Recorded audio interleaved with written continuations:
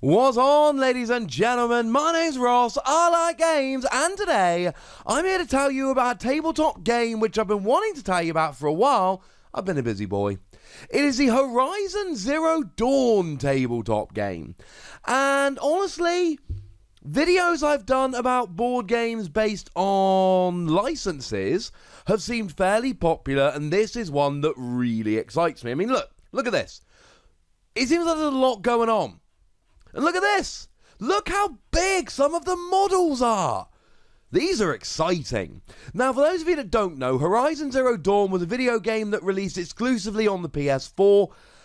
As far as I'm concerned, probably the best game that came out in 2017. Having said that, I am loving Persona 5. Yes, I played both Zelda and Mario to completion. I'm not an idiot. Those games also rocked.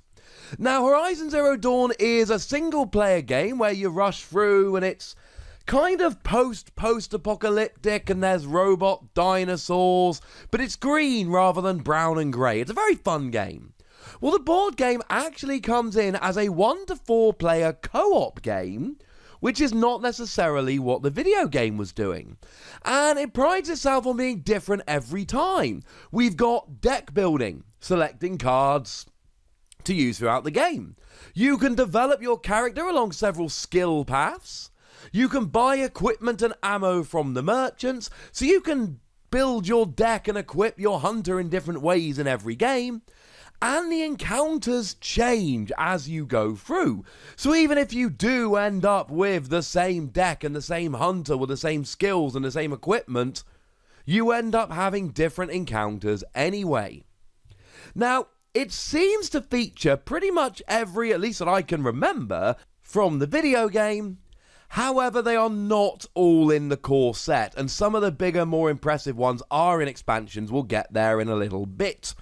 Of course, if you put everything, including the bigger, more impressive, more expensive models in the core set, that would make the core set exceptionally expensive, so this does make quite a bit of sense. So in the core game, you have a lot of the smaller, more common enemies from the game. You get Watchers and Striders and Grazers and Scrappers, Shellwalkers and Sawtooths. Not Sawteeth, Sawtooths. You then, with the core set, you get the Sacred Land expansion, which gets you Longlegs and a Bellowback, which is one of the more impressive creatures from the game. And a couple of Stalkers, and a couple of Snapmaws. They're like crocodiles. They cause me a lot of trouble going through the video game. In the Lawless Badlands expansion, we get rid of creatures altogether, and we've got bandits. 42 bandits. Because in the game, yes, there was plenty of time that you would spend running around taking down giant dinosaur-type robot creatures, but there was also plenty of the game spent taking down people. That's what you're getting here. In the War Chief's Trial expansion, you get yourself cultists, though that one is a Kickstarter exclusive. And in the Forge and Hammer expansion, you get yourself Chargers and Lancehorns and Ravagers and Glinthawks, them flying ones. Okay. And then you've got the Soldiers of the Sun expansion, which features Broadheads, Behemoth, and Tramplers. Lots of different creatures to go after. Quite frankly, ladies and gentlemen, quite a few to go after. Now, of course, they've also got some of the paid expansions, and these are where you get yourself the really impressive beasties. So, for instance, and this is the one that should take everyone's attention straight away, the Thunderjaw expansion. This picture shows it in relation to an ordinary miniature. I believe I read somewhere it's like a foot long. This is a giant creature. It's quite impressive in its magnitude. You can also get yourself a Frozen Wilds expansion, which, now this is actually based on the expansion to the video game, and it's setting you up with the Scorchers and the Frost Claws. We've also got the Rockbreaker expansion. That was one of the bossier creatures we found in the game. The Stormbird expansion. That one caused me a bit of trouble. The Fireclaw expansion. All of these more big beasties from the game. And then the Heart of the Nora expansion, which features not dinosaurs, but giant robots with guns. I don't want to be bringing you any spoilers for the video game. The video game is phenomenal. I recommend it very, very highly. But what I will say is there does come a point where you're not just fighting your robo-dinos anymore. There's, well, giant machines with guns, as you can probably tell from the picture on the screen. Now, in terms of the basic gameplay, you pick yourself a hunter, and these hunters have distinct play styles. So the Osram Fordsmith is your powerful creature, or hunter, with a hammer, presumably getting in close, smashing and doing big damage, while a Nora Outcast is an archer, presumably staying back and taking on the enemies from afar. One of the cool mechanics of the game is that although it is a 1 to 4 player co-op game, a failure from any one player, i.e. if one player dies, that's it. The game is over. You cannot heroically go on as a singlet after your other 3 players have gone down. I suppose you could, but that is not what the game is supposed to do, gosh darn it. All for one, one for all. When one goes down, that's it. Now, you end up following a path from a tracking deck, and this can either be easy or difficult. But the thing is, there are pros and cons. Yes, the easier path is going to give you less resistance as you go through, give you an easier path through, but you're going to end up with fewer rewards. You're not going to get the same amount of stuff when you get to the end, and that of course can then hurt you when you're going down future paths because you're not kitted out enough to really be able to take down some of the bigger beasties towards the end.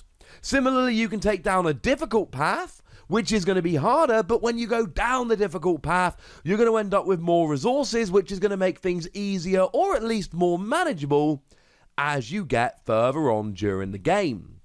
Now, one of the coolest things about this game, as far as I'm concerned, is that it copies one of the mechanics from the video game in that you can remove parts of some of the enemies. So in the game, you would be hacking away at enemies and bits of them would fall off. For some of the bigger enemies, you would specifically have to go after some of their weaker points, get rid of some of their armor and expose them in order to be able to take them down.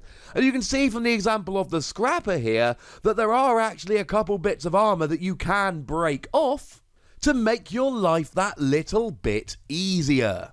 It was one of the coolest bits of the game. It is a very cool bit of the board game.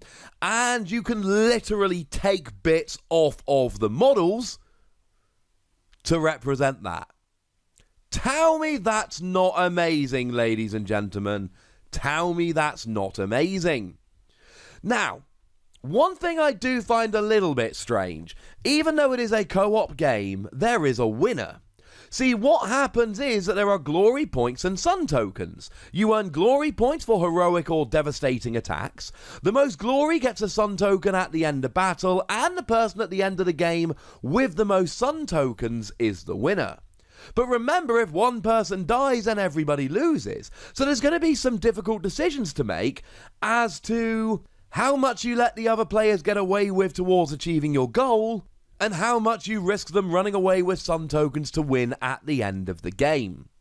Now, there is a progression system, as I've been hinting at. After each encounter, you can visit merchants to get ammunition, weapons, potions, and all sorts, and you can level up as you go through the game. And what is very cool is that each of the hunters not only has a different playstyle, but they have specific skill paths. That is to say that you don't just level all of them up in the same way. Different hunters have different ways of playing, and they also have different progression routes.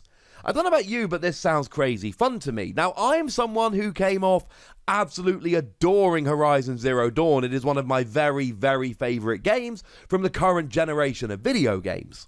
I would be interesting to see how it looks and feels and sounds and how excited people are if they haven't played the Horizon Zero Dawn video game.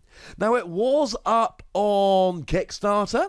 That has unfortunately ended now, but like the other games that have been made by Steamforged Games, I believe they are planning to release it later on just on its own. I've been wanting to show you this for a while. It's just not been something I've had time to show you. Today I've found the time. I am getting more and more into tabletop gaming as time goes by. I want to cover more and more different games and different types of games on Wossy Plays, and this is one that absolutely caught my eye. I don't think I'm ever going to show you every tabletop game ever, but I certainly want to show you and share with you the ones that look fun, and oh my goodness, ladies and gentlemen, this one looks fun. But I would very much like to know how you think it looks, so let me know in the comment section. Go nuts, be nice, and then make sure you like this video, subscribe to this channel, and follow me on Twitter @TheWossy, where we talk about games, any games that take our fancies. If you want to support the channel, then patreon.com/PTCGradio is the place to go ahead and do so. But by far the most important thing, as always, look after yourselves till next time. Thank you very much for watching. My name is Ross, and you've been watching Wossy Plays.